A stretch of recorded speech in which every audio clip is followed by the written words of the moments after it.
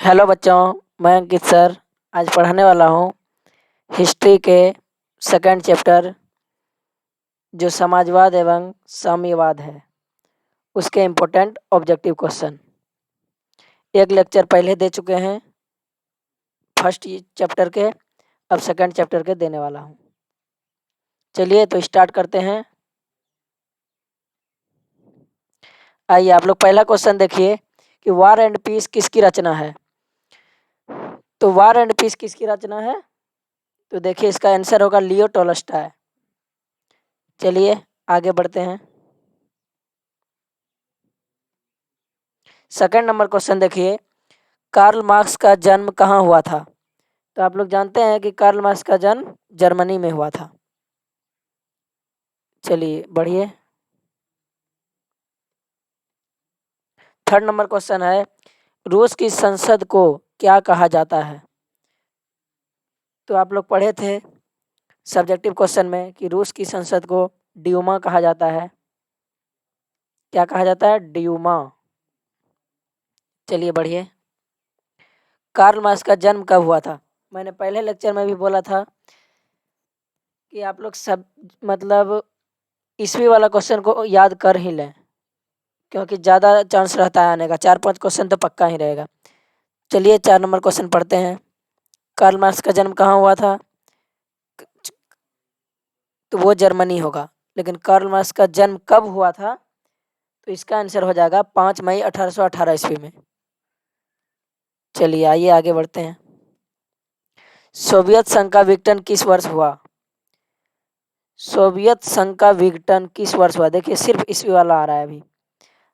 Soviet संघ का विघटन किस वर्ष हुआ था, 1991 ईस्वी में। चलिए ये देखिए आगे बढ़ते हैं। आइए 6 नंबर क्वेश्चन देखते हैं। प्रथम इंटरनेशनल की स्थापना हुई थी, यानी कब हुई थी। तो प्रथम इंटरनेशनल की स्थापना हुई थी, इसका मतलब कब हुई थी नहीं, कहाँ हुई थी। तो ये लंदन में। प्रथम इंटरनेशनल अगर पूछ दे कोई प्रथम इंटरनेशनल की स्थापना कहाँ हुई थी, तो आप लोग लंदन बोलिएगा। चलिए 7 नंबर क्वेश्चन है, लेनिन ने ब्रेस्ट लिटोवस्क की संधि 1918 ईस्वी में किस राष्ट्र के साथ की थी। यानी लेनिन ने ब्रेस्ट लिटोवस्क की संधि 1918 ईस्वी में किस राष्ट्र के साथ की थी, तो ये आपका हो जाएगा जर्मनी। क्या हो जाएगा? जर्मनी। चलिए बढ़िए। यही अपना चैनल है एएस ऑनलाइन एजुकेशन, जिसको आप लोग लाइक, इस वीडियो अगर अच्छा लगे तो लाइक, आपको लगे कि हाँ हेल्पफुल है कुछ तो लाइक करें, चैनल को सब्सक्राइब करें और हर एक बच्चे तक पहुंचाएं। क्योंकि हम लोग ये नहीं सोचते हैं कि एक बच्चा को ही मिले, सब बच्चे को मिले फैकल्टी, वो सोचते हैं। आइए 8 नंबर क्वेश्चन पे, साम्यवादी घोषणा पत्र किसने प्रकाशित किया। साम्यवादी घोषणा पत्र किसने प्रकाशित किया, तो मार्क्स एंड एलेंग्स ने, जो डी नंबर में है। चलिए आइए 9 नंबर है, देखिए ईस्वी वाला ही आ रहा है, बोले हैं ईस्वी वाला एकदम याद करने। साम्यवादी घोषणा पत्र कब प्रकाशित हुआ, तो 9 नंबर क्वेश्चन का आंसर हो जाएगा 1848 ईस्वी। साम्यवादी घोषणा पत्र कब प्रकाशित हुआ, तो ये हो जाएगा 1848 ईस्वी। चलिए ये क्वेश्चन इंपॉर्टेंट है। राष्ट्रपुतिन कौन था। राष्ट्रपुतिन कौन था, आप लोग पढ़े हैं सब्जेक्टिव क्वेश्चन में, ये एक भ्रष्ट पादरी था। राष्ट्रपुतिन कौन था, भ्रष्ट पादरी, जो कि बी नंबर में है। अप्रैल थीसिस किसने तैयार की थी। 11 नंबर क्वेश्चन है, अप्रैल थीसिस किसने तैयार की थी। अप्रैल थीसिस किसने तैयार की थी, ये होगा। तो इसका आंसर हो जाएगा 11 नंबर का लेनिन। कौन हो जाएगा? लेनिन।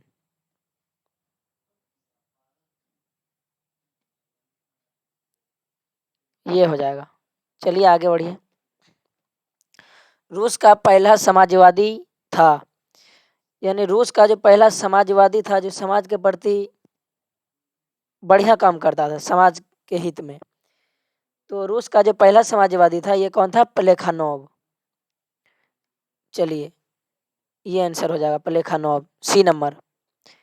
13 नंबर क्वेश्चन है, लाल सेना का गठन किसने किया था? तो लाल सेना का गठन किसने किया था? ट्रॉटस्की। ट्रॉटस्की, लाल सेना का गठन ट्रॉटस्की ने किया था। 13 नंबर क्वेश्चन है। चलिए 14 नंबर पे आते हैं। निहिलिस्ट आंदोलन कहाँ शुरू हुआ था? चलिए ये क्वेश्चन भी बहुत मस्त है, अब की बार आने का चांस। लेनिस्ट आंदोलन कहाँ शुरू हुआ था? तो ये रूस में शुरू हुआ था। चलिए आप लोग समझते जाइए, ऑब्जेक्टिव एकदम ध्यान से पढ़ना है, टेंशन नहीं लेना है।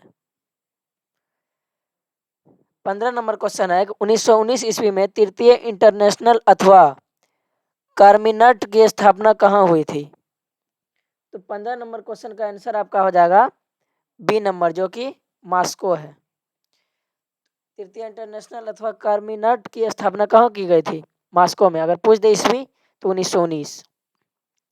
16 नंबर क्वेश्चन है, रूस में सोशल डेमोक्रेटिक पार्टी की स्थापना कब हुई? ईस्वी वाला सवाल आ रहा है। ये 1883 ईस्वी में रूस में सोशल डेमोक्रेटिक पार्टी की स्थापना कब हुई? 1883 ईस्वी में, जो कि ये है सी नंबर।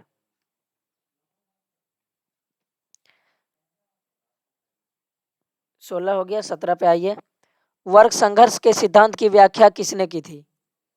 तो 17 नंबर क्वेश्चन का आंसर हो जाएगा कार्ल मार्क्स के द्वारा। बहुत ऑब्जेक्टिव क्वेश्चन बनता है उस पे, मेजनी पे। तो इसका देखिए, वर्ग संघर्ष के सिद्धांत की व्याख्या किसने की थी? Karl Marx. Karl Marx. चलिए आइए, ये क्वेश्चन भी समझिए कि आने वाला ही है एक तरफ से। ये क्वेश्चन आएगा, सोच लीजिए आप लोग। भी आई। नई आर्थिक नीति का जन्मदाता कौन था? तो 18 नंबर क्वेश्चन का आंसर हो जाएगा लेनिन। लेनिन जो था, ये नई आर्थिक नीति का जन्मदाता था। चलिए 19 नंबर क्वेश्चन है कि 1917 ईस्वी की रूसी क्रांति के समय किस जार का शासन था? तो आप लोग जानते हैं कि 1917 ईस्वी की रूसी क्रांति के समय किस जार का शासन था? तो वो जार निकोलस द्वितीय।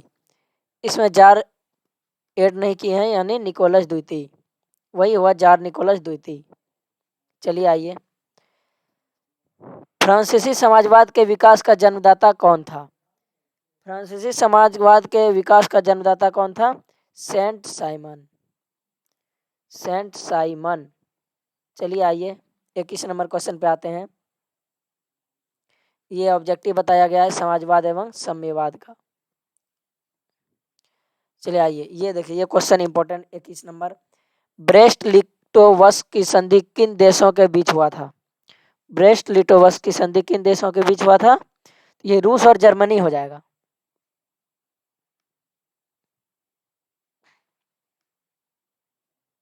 चलिए 22 नंबर पे आते हैं। रूस में कृषि दासता किस वर्ष समाप्त हुई? 22 नंबर ऑब्जेक्टिव क्वेश्चन है कि रूस में कृषि दासता किस वर्ष समाप्त हुई? ये 1861 ईस्वी हो जाएगा। 1861 ईस्वी में ही समाप्त हुई थी। कॉर्मिनट की स्थापना का उद्देश्य क्या था? समझिए, कॉर्मिनट की जो स्थापना था उसका उद्देश्य क्या था? तो उसका उद्देश्य यह था कि समाजवाद जो होता है, यानी साम्यवाद या समाजवाद, उसका प्रचार करना था। साम्यवाद का प्रचार करना हो जाएगा, समाजवाद नहीं। ये अलग है, ये अलग है और ये अलग है। आंसर इसका हो जाएगा बी नंबर, साम्यवाद का प्रचार करना। ये चलिए आइए, काम के अधिकार को संवैधानिक अधिकार का रूप सबसे पहले कहाँ मिला? काम के अधिकार को संवैधानिक अधिकार का रूप सबसे पहले कहाँ मिला? सोवियत संघ में, ए नंबर। चलिए आइए बढ़ते हैं। 25 नंबर ऑब्जेक्टिव क्वेश्चन है कि 1917 की बोल्शेविक क्रांति का नेतृत्व किसने किया? 1917 की बोल्शेविक क्रांति का नेतृत्व किसने किया था? लेनिन ने। आप लोग को बोले कि ऑब्जेक्टिव क्वेश्चन बहुत बनता है इससे। चलिए आइए 26 नंबर क्वेश्चन है, कम्युनिस्ट मैनिफेस्टो का प्रकाशन किस वर्ष हुआ था? तो 26 नंबर क्वेश्चन है आपका ईस्वी वाला क्वेश्चन है, जो कि 1848 ईस्वी में था। चलिए 27 नंबर क्वेश्चन है, अंतर्राष्ट्रीय मजदूर दिवस किस तिथि को मनाया जाता है? मजदूर दिवस आप लोग जानते हैं 1 मई को मनाया जाता है, जो कि सब मनाते हैं। अंतर्राष्ट्रीय मजदूर दिवस 1 मई को मनाया जाता है। 28 नंबर क्वेश्चन है, द्वितीय अंतर्राष्ट्रीय संघ कब बना, जिसे हम द्वितीय इंटरनेशनल भी कह सकते हैं? तो 28 नंबर क्वेश्चन हो जाएगा 1889 ईस्वी। चलिए आगे बढ़ते हैं। प्रथम अंतर्राष्ट्रीय संघ कब स्थापित हुआ? देखिए ये द्वितीय है, द्वितीय 1889 ईस्वी में हुआ, और प्रथम जो हुआ था ये हुआ था 1864 में। चलिए चेका क्या था? चेका एक पुलिस दास्ता था। बी नंबर।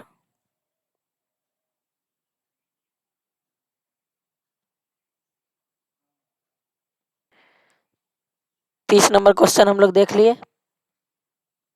चलिए आगे बढ़ते हैं।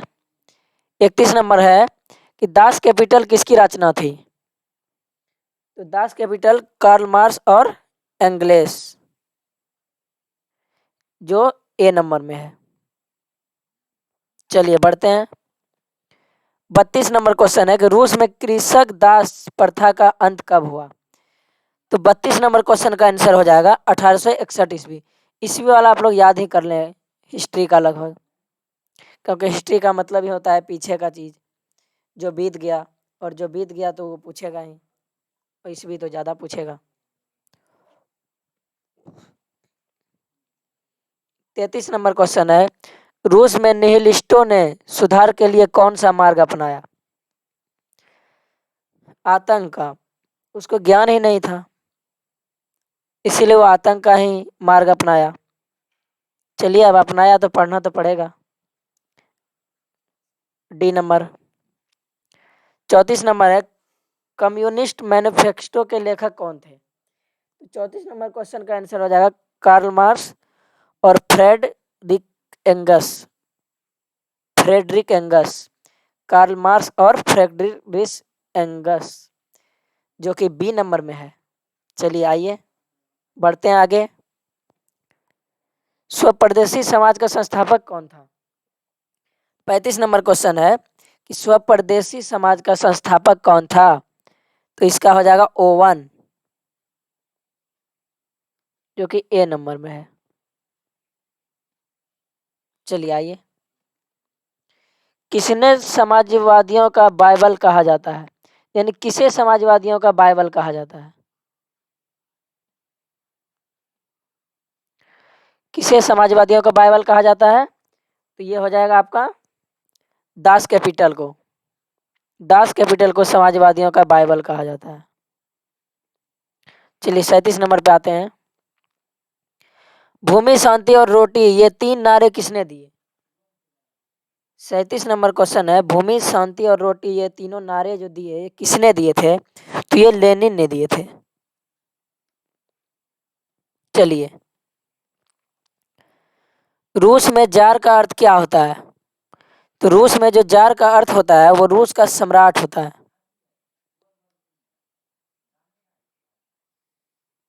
चलिए,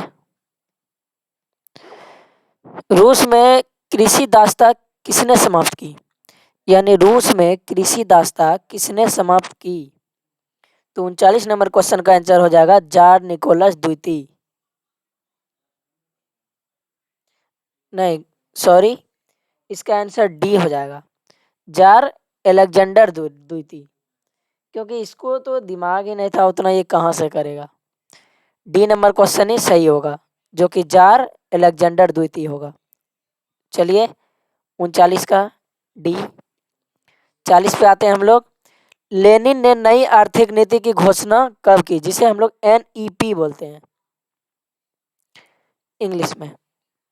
लेनिन ने नई आर्थिक नीति की घोषणा कब की थी? ये 1921 ईस्वी में। एकदम याद होना चाहिए सब क्वेश्चन, तुरंत याद कीजिए 1921। बहुत विद्यार्थी जुड़े हैं अभी हम लोग से। चलिए 41 नंबर क्वेश्चन है कि लेनिन की मृत्यु कब हुई? हाँ चलिए, लेनिन की मृत्यु कब हुई? ये 1924 में हुई। 1921 में उसने नई आर्थिक नीति की घोषणा की थी और 1924 में उसकी मृत्यु हो गई। 42 नंबर है, वैज्ञानिक समाजवाद की अवधारणा का प्रतिपाद किसने किया? वैज्ञानिक समाजवाद की अवधारणा का प्रतिपाद किसने किया? कार्ल मार्क्स, जो कि बी नंबर में है। चलिए, यूरोपियन समाजवादी कौन नहीं था? यूरोपियन समाजवादी कौन नहीं था? कौन था ये नहीं पूछ रहा है, कौन नहीं था, तो ये कार्ल मार्क्स हो जाएगा, क्यों ये यूरोप का तो था नहीं। चलिए 44 नंबर क्वेश्चन है, इंग्लैंड में समाजवाद का जनक किसे माना जाता है? इंग्लैंड में समाजवाद का जनक रॉबर्ट ओवेन को माना जाता है, जो कि सी नंबर में है। चलिए यहीं पे खत्म हो गया ऑब्जेक्टिव, जो कि आप लोग को टोटल ऑब्जेक्टिव मिल रहा है। इसी तरह और ऑब्जेक्टिव मिलेगा, जो कि अपना ही चैनल है आप लोग का, इसको सब्सक्राइब करें, हर एक बच्चा तक पहुंचाएं।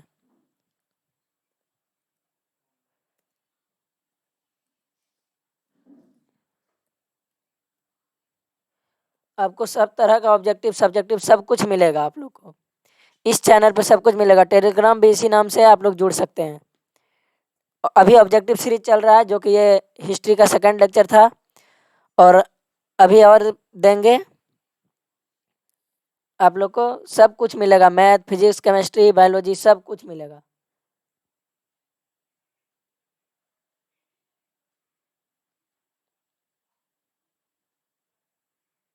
चलिए यहीं पे विराम देते हैं।